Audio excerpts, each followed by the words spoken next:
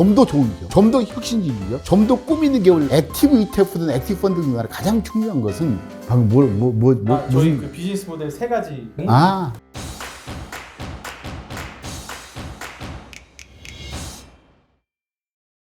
안녕하세요. SF플러스 자산운용에서 이번에 ETF를 출시하게 되면서 ETF와 관련된 최내 생각이 어떤지 많은 이야기들을 간단하게 소개 좀 부탁드리겠습니다. 우리 피터가 첫 번째 시리즈가 이제 플랫폼 관련 액티브 ETF인데 처음에 작년인가 우리 그 피터가 액티브 ETF에 대한 얘기를 처음 저한테 건넸을 때 저는 사실 굉장히 당황스러웠어요. 왜냐하면 잘못 던진 것 같기도 하고. 왜냐하면 그때까지만 하더라도 그 ETF를 한 통 속으로 봐가지고 이해 부족 때문에 미래의 꿈을 담는 액티브 펀드 명가를 추구하는 우리 회사에서 무슨 ETF냐 라는 얘기를 한 기억이 나네요. 좀 쑥스럽기도 하고 그 다음에 이제 많은 생각을 해본 결과 그래 괜찮은 같네라고 하면서 한 1, 2년 정도는 그걸 푸는 과정이었고 드디어 금년 11월 빠르면 나올 최초의 SFS 플랫폼 실질적으로 책임지고 운영할 우리 피터 국내 운용본부장 겸 BMR 우리 팀장과 얘기를 나눈 게 너무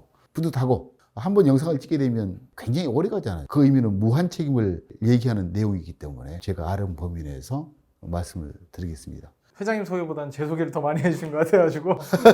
아니 근데 당연히 최고의 그 또 믿고 있는 우리 피터니까 그래서 영광스럽고 좀 질문 좀 쉽게 해주십시오. 우리 영원한 펀드 매니저신 최은께 오늘 특히나 액티브 ETF와 관련된 이야기들을 좀 해볼 건데요. 처음 질문부터 사실 좀 무거운 거긴 합니다. 항상 여기저기 방송에서 나가셔서 이야기하실 때마다 패시브 펀드, 패시브 ETF에 대해서 저희 관점 책에서도 패시브로 가는 것이 마르크스주의보다 위험하고 나쁜 것이다라는 이야기를 저희가 했었는데요. 이 부분에 대해서 한번 좀 이야기를 해주시면 좋을 것 같습니다. 저는 오랜 세월 동안 펀드를 운용하면서 성공 투자의 가장 중요한 원칙은 좋은 기업이 싸게 그럴 때 사면 그리고 분산해서 오래 하면 이 4대의 그 성공 투자의 필수 조건을 늘 얘기해 왔어요. 근데 그 패시브 펀드는 그와 정반대되는 운용이라는 것을 들었을 때 왜 이런 펀드가 시장에 존재하는지 그리고 왜 한국 운용사들은 이런 펀드가 최고의 펀드라고 얘기하는지에 대해서 그 반항적 기질로 반대했죠. 마르크스보다 더 나쁜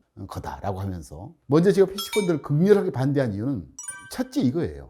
시장이라는 게 이제 평균값이 있단 말이에요. 평균이라는 것은 펀드 시장만 존재한 게 아니고 모든 시장이 다 존재해요. 우리 키 큰 피터는 평균 이상의 키를 갖고 있고 나는 평균 이하의 키를 갖고 있고 그 기업의 세계에서도 좋은 기업과 나쁜 기업이 있다. 그 사이에 평균이 존재할 것이고 왜? 세상에 둘 이상이 있으면 항상 평균값이 존재하잖아요. 주가 지수도 평균값이에요. 한국 거래소에 있는 2,000개 기업의 평균값이 코스피 지수이고 또 그중에 코스피 200 종목 상위 큰 기업들 200개만 모아놓은 평균값이 코스피 200이란 평균값이고 모두 다우지수도 평균값이죠. S&P 500도 평균값이고 그래서 이런 그 평균값이 있다는 의미는 평균 이상의 기업과 이하의 기업이 있다라는 함축적 메시지를 갖고 있고 우리 펀드 매니저는 이 평균값이 있다면 당연히 그 이면은 평균 이상과 이하가 있다는 질서 속에서 평균 이상을 찾으려는 노력을 해야 된다 라는 점에서 저는 내가 존재하고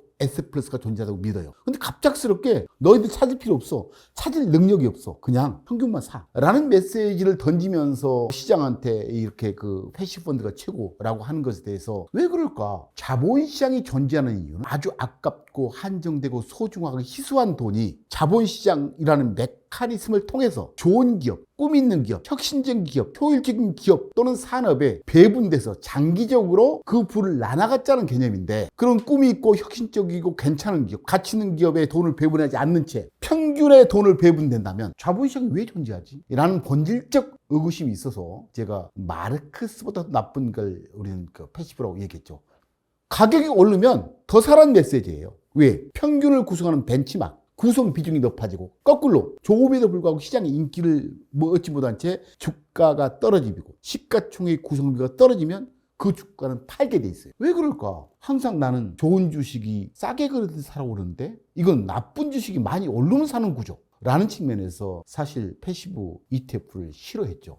아마도 저희가 항상 얘기하는 가치와 가격의 괴리에서 가치를 만들어내는 것이 아니라 가격이 만들어내는 것에 대해서 주의를 해야 된다라는 말씀을 계속 그렇죠. 해주시는 관점이 아닌가라고 생각을 하고요. 그럼에도 불구하고 이제 패시브 펀드가 또 필요한 국면도 있다라고 말씀해 주시죠. 그럼에도 불구하고 패시브 펀드가 존재할 이유는 저는 두 가지에서 찾고 있어요. 첫째, 시장이든 산업이든 좀 더 좋은 기업, 좀 더 혁신적인 기업, 좀 더 꿈 있는 기업을 변별하기 힘들 때. 그러니까 유전자 지금 산업이 지금 뜨고 있대요. 근데 어떤 유전자 산업이 1등일지, 좀 더 혁신적일지 몰라요. 그럴 때는 그 산업의 라이드, 탑승하는 방법으로 패시브는 괜찮은 방법이다 라고 이제 믿고 있죠. 또 하나는 금년까지 엄청난 유동성이 들어와 시장이 올랐죠. 또는 다른 이유 때문에 시장이 오르는 국면이다. 평균값이 오르니까. 그러면 지수를 그냥 사면 되거든요. 그래서 나는 시장이 전반적으로 상승하는 국면에서는 그냥 수익이라는 관점에서 패시브 펀드도 수익을 낼 수 있다. 다만 시장이 하락기에서는 방어 수단이 전혀 존재하지 않는다. 저희 항상 강조해 주시는데 새로운 산업이 부흥하는데 1등 기업을 명확히 찾을 수 없을 때 저희가 1등 기업을 항상 찾으려고 노력하는 게 저희 액티브 펀드 특히나 에셋플러스가 추구하는 건데 명확하지 않을 때 명확하지 않고 어려울 때 군집으로 투자를 하는 것이 좋다. 그리고 또 한 가지는 지수 상승에 대한 확신을 할 수 있을 때랑 2020년 3월처럼 지수가 정말 충격적으로 빠졌을 때는 그때는 이제 활용 가능성이 있을 수 있으니까요. 예, 그럴 때 활용을 해야 된다라고 항상 강조를 해주시는 부분이고요. 뭐 그럼에도 불구하고 저희가 이제 액티브 펀드를 하고 있는 것, 그 패시브 펀드랑의 차이점에 대해서 이제는 좀 말씀을 드리는 게 좋을 것 같습니다. 그래서 액티브 펀드의 장점에 대해서 회장님께서 생각하실 때 가장 큰 장점. 저희 회사가 지금 운용하는 액티브 펀드가 4개죠. 조만간 시장에 출시될 것은 액티브 ETF이죠. 저는 액티브 ETF와 액티브 펀드는 뭐 기본적으로는 같은 개념이죠. 시장이 평균이 있을 때 평균 이상을 찾아내자. 그래서 시장보다 좀 더 나은 성과, 아웃퍼폼 수익률을 내서 고객과 향유하는 게 액티브 ETF든 액티브 펀드든 가장 중요한 것은 고객을 장기적으로 부자로 만들 수 있을까라는 본질적 고민을